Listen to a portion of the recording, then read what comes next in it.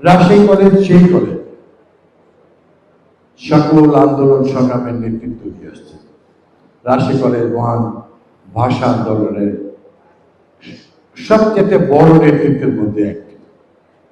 ঢাকার আগে পিছিয়ে রাজশাহী মায়ের ভাষা রক্ষা করার জন্য রাস্তায় নেমেছিল।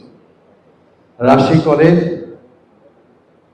1962 আইয়ুব বিরোধী আন্দোলনের প্রথম সূতিকাগার, তৎকালীন নেতা আনোয়ার জাহিদ, কাজী জাফরের নেতৃত্বে মজিদুল ইসলাম মুকুল সহ। রাজশাহী কলেজ 69 গণঅভ্যুত্থান, স্বৈরাচার পাকিস্তানের বিরুদ্ধে আন্দোলন সংগ্রাম। রাজশাহী কলেজের গেটে স্বৈরাচার আইয়ুব খানের উপরে প্রথম জুতা নিক্ষেপ হয়েছিল, যা বাংলাদেশের ইতিহাসে তৎকালীন সময় চিরস্বাক্ষর লেখা আছে। সাহসের সঙ্গে এই কলেজ ছাত্ররা